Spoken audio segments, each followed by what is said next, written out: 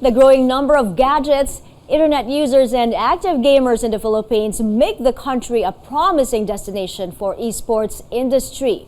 Joining us now is Ampverse founder and CEO Ferdinand Gutierrez. Thanks for coming into the studio, Ferdinand. Good evening to you. Good evening. Thanks for having me. Right. First, give us a background of the industry. Who are the players in the esports industry, and how have collaborations, brand collabs, evolved? Some of the top gaming companies in the globe is, I would say, FaZe Clan, Optic, and G2. So from a global perspective, in this region, I think that Ampverse is one of the top companies in gaming and esports. And I believe that a lot of things have been changing in terms of how the industry sees gaming and esports as a marketing tool.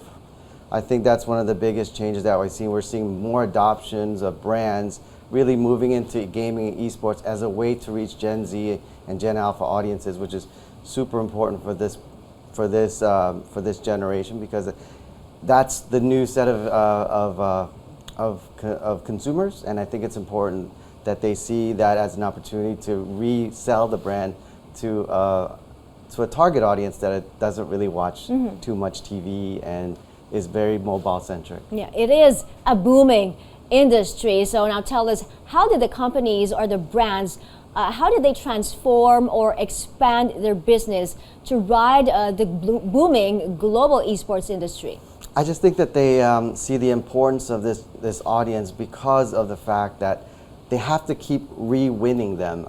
You can see interesting brands like Louis Vuitton or even Gucci, BMW, Mercedes. You think, why are they in this in the first place? They understand that if they don't resell their brand to this audience, they're not very loyal to them, right? So to re-win them, they have to be in gaming. It's important for them to be in environments where they can be a part of their lives. And I think that it's important to see how their lifestyle is a part of them and that they're still relevant with this audience. It's interesting. Tell us about what your revenue model is like. How do the brands make profit?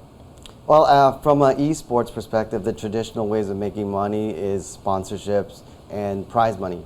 But what we do is we expand our revenue potential by going into things like influencer marketing, for example, and getting more into the entertainment space.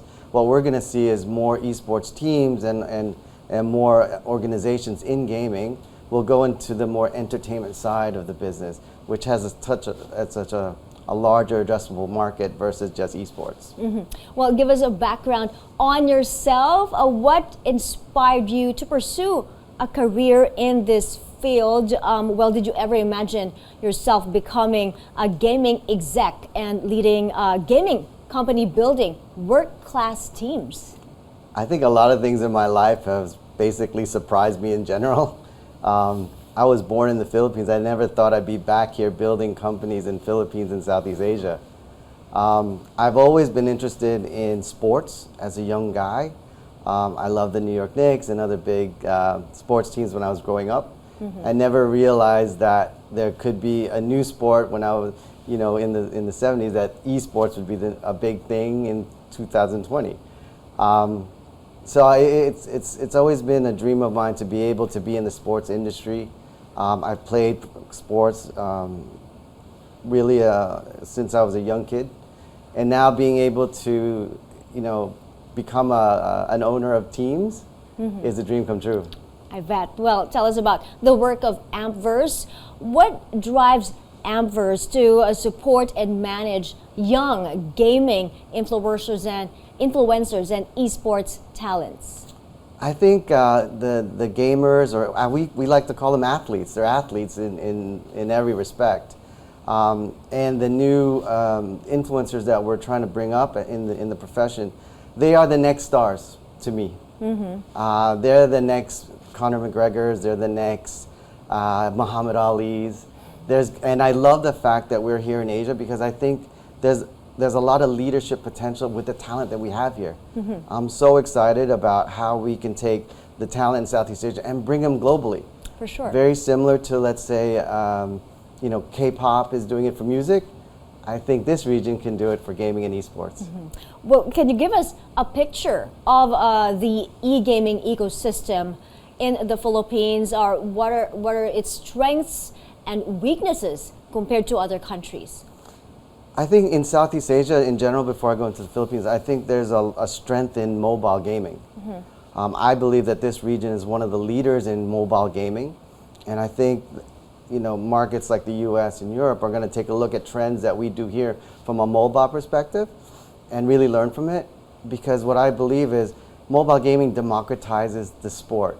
Because you no longer need to have an expensive PC to be able to play competitive games. Now you can use a regular phone and become an athlete. So I believe that that's one of the things. And I think in Philippines what makes it really special to me is seeing the growth of on-chain gaming or blockchain gaming. Blockchain gaming. Yeah, I think there's more and more. I know that the market's a little bit down, but I don't believe that's going to be like this forever. And I believe that if the Philippines, with the adoption of this type of gaming, will be an important market for the esports industry to look at, to learn from as well. Now, tell us about Minana, and how is the brand helping Filipino gaming and esports talent maximize their creative and commercial potential? Well, Minana is our esports team here in the Philippines. I think one of the things that I really love about it is going back to the roots of the Philippines. It's a brand built by Filipinos for Filipinos. And I want to build a world-class brand that represents the Philippines in a way everybody would be proud of. Minana, I'm not great at Tagalog, but Minana means inherited. Yes. And I believe that there's an excellence inside our people that's going to be inherited by this team and by every Filipino gamer. So I'm excited about it because we've taken one of the best amateur teams here in the Philippines, and we hope to make them world champions. Clearly, you see great potential in the Philippines and Southeast Asia. So now tell us, what is next for Ampverse?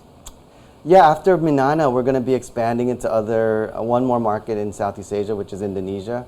We believe that's one of the critical markets to complete our footprint in this region.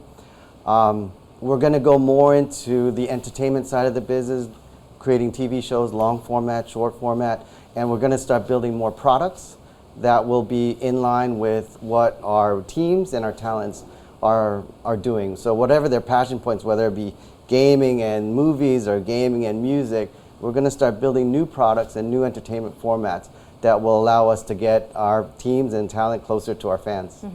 Okay, we're now in the final minute of this interview. I'm going to ask you for your last words and maybe your advice to Filipinos who want to venture into esports. I think that you have to be brave enough, just like anything else, to go into the industry. I think gaming and esports has so many positive things that it can give to a young kid. Leadership values, being able to solve problems, teamwork, all these are very important factors, not only in gaming, but in life. So I don't think that if your parents are saying, play less games is the right way. I think you can learn a lot from gaming, and there are real careers in gaming. So if you have a dream to be in this industry, take that first step. Okay, good luck to you. Good luck to Ampverse. Thank you for coming into the studio. Ferdinand Gutierrez, founder and CEO of Ampverse. Thanks for having me. You're welcome.